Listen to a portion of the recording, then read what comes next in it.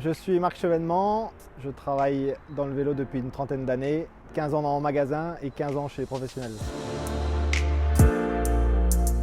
Julien Lachise, kiné pour l'équipe depuis 2011. Julien Jourdi, je suis directeur sportif au sein de l'équipe AG2R Citroën Team depuis 2006.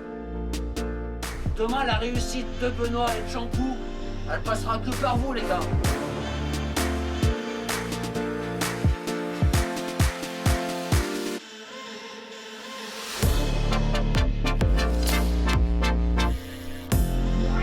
Le rôle du mécanicien est un petit maillon de l'équipe.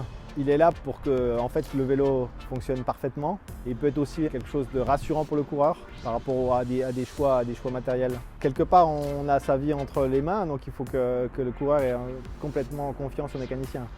Il dit 7. Ouais, bon très bien. Au sein de l'équipe de cyclistes professionnels, on va pouvoir amener nos compétences et on va pouvoir essayer d'être à la pointe pour soigner les coureurs qui recherchent la performance. On va essayer de leur amener le maximum que l'on peut.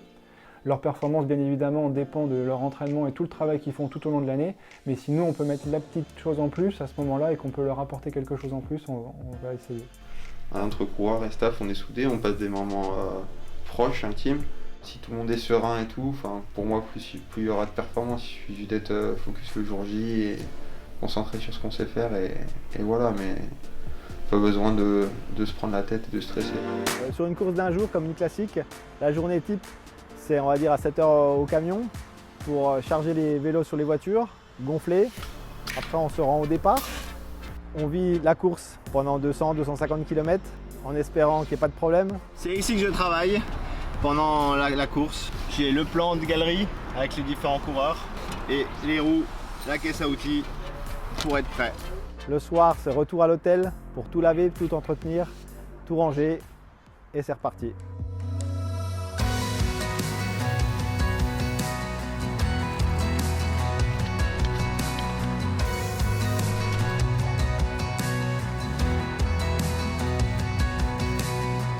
En tant que mécanicien, mon meilleur souvenir, c'est sur des victoires sur des grandes courses, comme le Tour de France et les Jeux Olympiques. Le moins bon souvenir, c'est quand on est obligé de sortir de la voiture suite à un problème mécanique. Il faut que ça arrive le moins souvent possible. Il faut savoir que c'est un privilège de pouvoir vivre de sa passion. En allant dans la voiture pour suivre une compétition, on cherche l'adrénaline et les émotions. On est ici à quelques heures de la Flèche Wallonne et c'est vrai qu'on sent que la pression monte et voilà, c'est vraiment ça l'adrénaline de ce métier-là, d'être au départ de la course avec ses athlètes, de savoir les motiver, de savoir les coacher. C'est clair que la victoire, les gars, une fois de plus, vous connaissez mon discours. Elle passe par quoi? Par un super collectif. L'année dernière, comme on l'a dit dans la vidéo, on a vu un super collectif pour mettre Benoît dans les super bonnes dispositions. Demain, la réussite de Benoît et de Champoux, elle passera que par vous, les gars. Osez, à un moment donné, c'est à Benoît, à 200 mètres, à 180 mètres. Le grain de folie, comme l'a fait Greg pour aller chercher le podium autour des Flandres. Ce grain de folie, osez, Champoux, à 300 mètres, si vous voyez qu'il y a un temps mort. Hop, mais ça c'est toi, c'est ton destin. C'est pas moi dans la voiture qui va te dire attaque. Il y a toujours des bonnes émotions quand il y a des victoires, mais aussi des moments de détresse quand un coureur doit abandonner sur chute par exemple. C'est un challenge de trouver les bons mots, surtout dans les moments de peine et de douleur, c'est toujours compliqué. C'est facile quand on gagne, c'est facile. Tout le monde a le sourire, là il n'y a pas de problème, ça roule, les problèmes ils s'évanouissent. Alors que dans les moments de peine, au contraire, les problèmes sont exacerbés et c'est un vrai challenge de pouvoir regarder de l'avant et faire qu'on continue d'avancer tous ensemble, toute l'équipe ensemble, le coureur, mais avec toute l'équipe, vers des moments de joie qui arriveront après.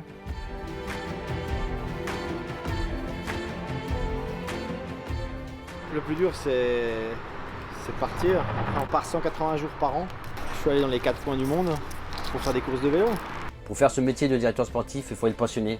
Il faut avoir ça dans le sang et je pense l'avoir et c'est clair que depuis 15 ans, plus de 15 ans même, si cette passion n'est pas en vous, c'est très compliqué à faire. Ce métier demande beaucoup de sacrifices, notamment dans la vie privée. J'ai un petit garçon, je suis marié et c'est clair que quand vous êtes directeur sportif, il faut vraiment sans arrêt se remettre en question, remettre le compteur à zéro justement pour essayer de progresser chaque année, ne pas tomber dans cette routine qui peut vite vous faire régresser.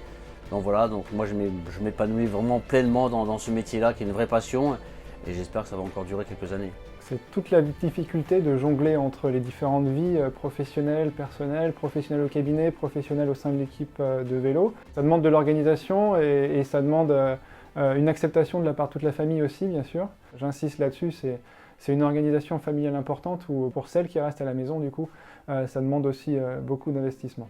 Quand tu fais ce métier-là, tu restes le cul sur ton siège de voiture pendant des heures et des heures et des moments tu déconnectes un petit peu de ce monde du vélo. J'aime ce challenge de toujours continuer à rouler avec mes coureurs, de revenir à la dure réalité du vélo, ça fait du bien parce que quand tu coaches les athlètes ensuite, tu relativises un petit peu certaines choses, parce que tu connais la difficulté du vélo, parce que tout le monde a pratiqué du vélo quand tu fais ce métier-là. Mais avec les années, tu as tendance à les oublier et de revenir, de remettre une petite couche de temps en temps, de prendre une petite claque. Ah, putain, effectivement, le vélo, c'est vraiment pas facile. J'aime bien avoir cet échange permanent avec les coureurs, l'athlète. Je pense que l'affect dans le monde professionnel au niveau des sportifs de haut niveau est vraiment important. Mais moi, cet équilibre, j'en ai besoin, que je ressente un petit peu de l'amour de la part de mes coureurs et que j'essaye de leur en donner un maximum. Et je pense que ce mélange est important pour la réussite et aller chercher les victoires.